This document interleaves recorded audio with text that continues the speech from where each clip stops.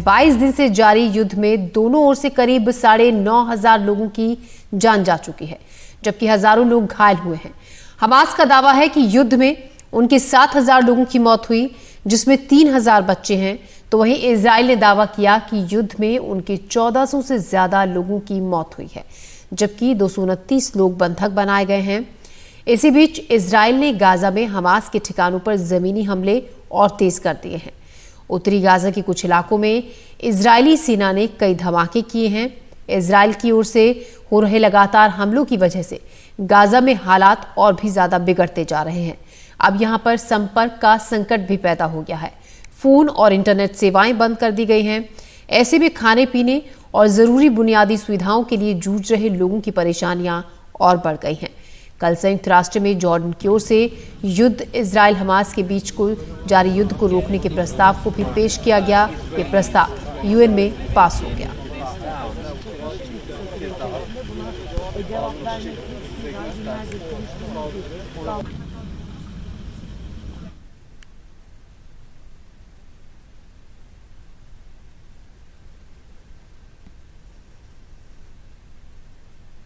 Israel की defence forces ने बड़ा ऑपरेशन लॉन्च किया है। पिछले 2-3 दिनों में हमने देखा था कि उन्होंने रेड्स किए थे और वापस लौट गए थे, लेकिन इस बार उनकी तरफ से बयान आया कि ऑपरेशन वो एक्सपैंड कर रहे हैं। और एक्सपेंशन के इस ऑपरेशन में हमने देखा कि वहां पर गाजा में इंटरनेट कनेक्शन खत्म कर दिया गया, वहां पर बंद कर दिया गया।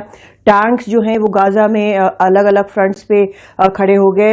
हजारों की संख्या में ट्रूप्स वहां पर अंदर गए और एरियल अटैक जो हैं वो बताया गया कि पहले से कहीं ज्यादा नॉर्थ गाजा में बहुत तेज एरियल अटैक्स हो रहे थे। इस तरह के रिपोर्ट्स आए कि जो टनल्स हैं जिनके बारे में हम लगातार बात करते हैं, उन टनल्स को टारगेट किया जा रहा है, हमास के टनल्स को, जहां पर वो छुपके बैठे होते हैं।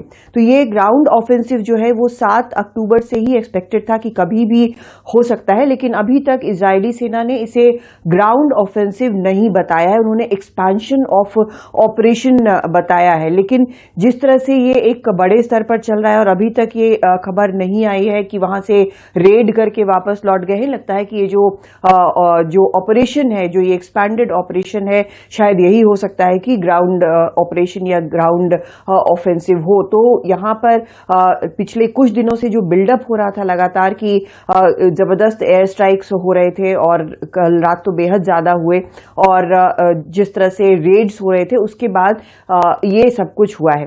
दूसरी तरफ जो यूएन है, वहां पर यूएन में भी काफी कुछ इसको लेकर चल रहा है। जैसे यूएन में एक रेजोल्यूशन जो है वो पास हुआ है, और ये रेजोल्यूशन इसलिए है ताकि हमास और हमास और इजराइल के बीच जो लड़ाई चल रही है उसमें तुरंत एक ह्यूमैनिटेरियन ट्रूस हो, रोक लगे और गाजा में एड पहुंचाया जा सके, मानवीय सहायता पहुंचाया जा सके। 120 कंट्रीज ने वोट किया है इसके ऊपर, जिनमें 14 जो हैं उन्होंने इजराइल के और अमेरिका के खिलाफ वोट किया है। 45 ने, ये काफी बड़ी संख्या है, 45 ने, और इसमें भारत भी शामिल है, उन्होंने एब्सटेन किया है।